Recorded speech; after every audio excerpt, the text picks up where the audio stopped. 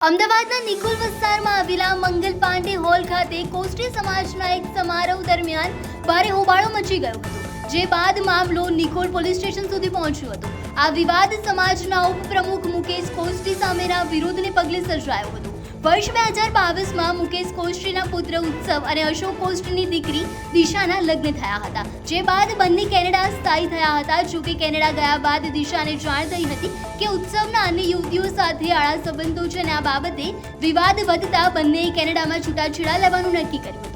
યુવતીના પરિવારનો ગંભીર આક્ષેપ છે કે સામાજિક રીત રિવાજ મુજબ દીકરીને આપવામાં આવેલા લાખોના ઘરેણા ઉત્સવ અને તેનો પરિવાર પરત નથી કરી રહ્યો।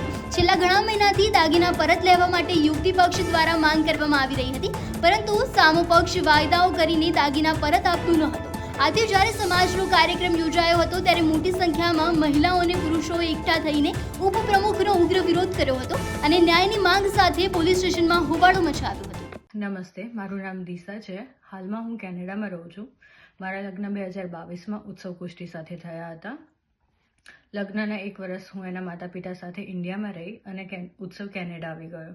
એ ટાઈમે પણ ઉત્સવ દ્વારા વારંવાર મને ડિવોર્સ માટે ધમકી આપવામાં આવતી હતી, પણ મને એમ થયું કે આ બધું લોંગ ડિસ્ટન્સના લીધે થઈ રહ્યું છે, જો સાથે રહીશું તો આ બધો પ્રોબ્લેમ નહીં થાય। પણ જ્યારે હું કેનેડા આવી ત્યારે મને ઉત્સવની સાચી હકીકત ખબર પડી। ઉત્સવના બીજી છોકરીઓ સાથે સંબંધ હતા, એના લીધે મને હેરાન પરેશાન કરતો હતો। એને મેં ઘણીવાર રંગે હાથ પકડ્યો છે। એના દ્વારા મને માનસિક ત્રાસ પણ આપવામાં આવતો હતો, મારી સાથે મારઝૂડ કરવામાં આવતી હતી કે તું મને ડિવોર્સ આપ। ત્યારબાદ એ લોકો મને સ્ત્રીધન પરત કરવા માટે ઘણા બધા વાયદા કરતા રહ્યા, પરંતુ એ લોકોએ સ્ત્રીધન મને પાછું આપ્યું નહીં। એટલે મારે 2025માં ઇન્ડિયા જવું પડ્યું। ઇન્ડિયા જઈને પણ મેં સ્ત્રીધન અંગે સમાજને વાત કરી, તો સમાજના અગ્રણીએ એવું કીધું કે તું પ્રોપર્ટી બધી ઉત્સવના નામે કરી દે, પછી જવાબદારી અમારી કે તને સ્ત્રીધન પાછું આપવામાં આવશે। મેં બધી પ્રોપર્ટી એના ઉત્સવના નામે કરી દીધી, પણ હજી એનું કોઈ નિરાકરણ નથી આવ્યું। હજી એ લોકો ના પાડે છે। એના માતા પિતા હવે કહે છે કે અમારે કોઈ પાછું જ નથી આપવું સ્ત્રીધન, એ બધું અમારું છે। આજે જે વિરોધ કરવામાં આવ્યો છે બસ એ જ વાતે કરવામાં આવ્યો છે। એના પિતા કોસ્ટી સમાજના ઉપપ્રમુખ છે। જો ઉપપ્રમુખ જ ન્યાય નહીં કરે તો સમાજની બીજી દીકરીઓ ઉપર શું થશે? આની સમાજમાં શું ઉદાહરણ બનશે? મારી બસ ખાલી એક જ પ્રાર્થના છે કે મને મારું સ્ત્રીધન પાછું આપવામાં આવે। 2022માં મારા સરના મેરેજ થયા હતા। આજે લોકો ભેગા થયા, એમની છોકરી હવે વર્ષ અહીંયા રહી, ત્યાં સુધી કોઈ પ્રોબ્લેમ નહોતો। ત્યાં ગઈ પછી એ લોકો એવો આરોપ લગાડ્યો કે ભાઈ મારા છોકરો ઘણી છોકરીઓ સાથે રાખે છે, અને એ કારણે એ લોકોએ ગમે તે કારણ સાચું ખોટું એ ત્યાં જ ખબર પડે, અહીંયા કોઈને જ ખબર નથી। પછી એ લોકોએ ત્યાં છોકરી રાતોરાત એમના ભાઈ અને માસીના છોકરા જોડે જતી રહી, બરાબર। અહીંયા એવું કે અમે કે ત્યાં પછી ત્યાં બહાર ગઈ એટલે એણે એવો અમને ફોન કર્યો કે મારી પાસે ખાવાના અને રહેવાના પૈસા નથી, તો અમે તરત ને તરત એના $2000 બીજા દિવસે મોકલાવી દીધા। પછી અમે એવું કીધું કે ભાઈ આ વસ્તુ અહીંયા સમાધાન સમાજની તરફથી કરી, તો એ લોકો ના કે અમે મારી છોકરી કરે ફાઇનલ। પછી 5મા કે 6ઠ્ઠા દાડે એ લોકોએ ડિવોર્સ સેપરેશન પેપર ત્યાં તૈયાર કરી દીધા, અમે નથી કર્યા, એ લોકોએ જ કર્યા છે। એમાં જે બી લખાયું છે એ પ્રમાણે અમે એ લોકો વર્ત્યા। એ લોકોએ પૈસા માંગ્યા, અમે કોર્ટમાં 3જા દિવસે જમા કરાવી દીધા। સમાજ એ લોકોએ સામે સહીઓ કરી, મારો છોકરો સહી કરવા તૈયાર નહોતો સેપરેશન પેપરમાં। એ લોકોએ ગાળાગાળી કરી, જબરજસ્તી કરી છે, એના વિડીયો પ્રૂફ ને ઓડિયો પ્રૂફ છે મારી પાસે, એ મેં એમને આપી દીધા। એમના છોકરાએ ગાળાગાળી કરી તો મારા છોકરાએ સહી કરીને આપી દીધી, બરાબર। પછી